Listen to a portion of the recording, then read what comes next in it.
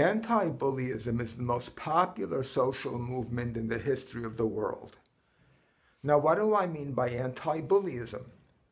Anti-bullyism is my term for the philosophy of anti-bullying and anti-bullying efforts. We love the idea of getting rid of bullies. How nice to have a life in which nobody makes us repeatedly miserable.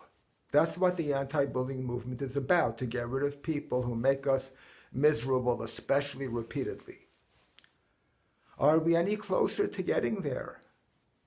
No, bullying is still being called an epidemic. It's still making people miserable. What I want to explore here is what anti-bullyism has done to personal responsibility. It's a given in mental health that people need to take personal responsibility for their feelings and problems if they're going to be successful and happy and have good relationships. Today, we've been taught that if somebody is repeatedly treating you badly, it's because they're a bully. What is a bully? Bully really is a kind of an insult in the nature of jerk and wimp and slut and nerd. But today it's gained a higher level of respectability because there's a field of psychology devoted to it. So bully is now a legitimate psychological term. So when we call somebody a bully, we think we're doing something at a higher level than insulting them. We're saying something about the nature of the person. What is a bully, according to the modern psychological definition?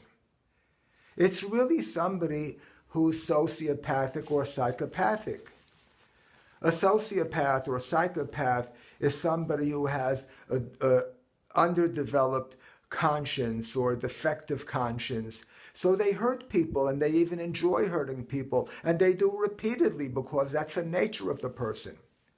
Well, that's what a bully is. A bully is somebody who repeatedly treats people badly. They enjoy doing it. It gives them power. And they also tend to be kind of cowardly because a bully picks on people weaker than them. Now, in mental health, it's become increasingly common to refer to people as bullies as an explanation for the reason people are having a hard time getting along with someone else. Like, for instance, if I'm going for marriage counseling and my spouse always treats me badly, no matter how hard I get my spouse to become nicer to me, they treat me badly. So the conclusion may be that my spouse is a bully, and this is why they're treating me badly.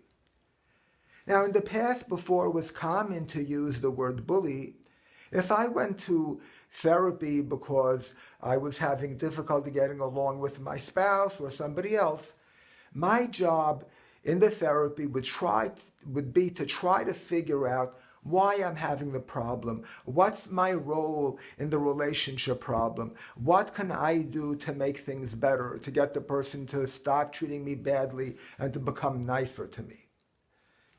Today, though, it's become so easy. The reason my spouse is treating me badly is because they're a bully. That's the explanation. I don't have to dig deeply in what my role is in the problem because I have nothing to do with it. I'm the victim. Victims are innocent, and bullies have the responsibility.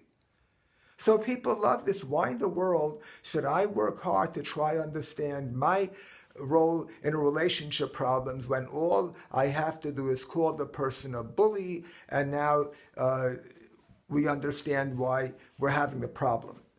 And since the person is a bully, I don't have to do anything to make things better. They have to do things to make things better because it's their responsibility. Well, guess what? The other person is not likely on their own to start treating me more nicely.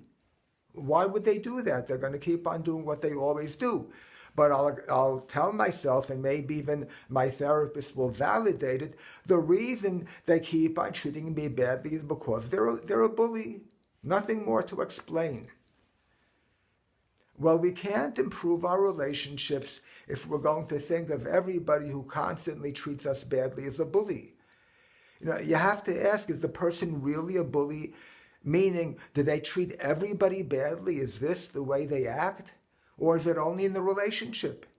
In so many cases, the person being called a bully, they're a bully in that relationship.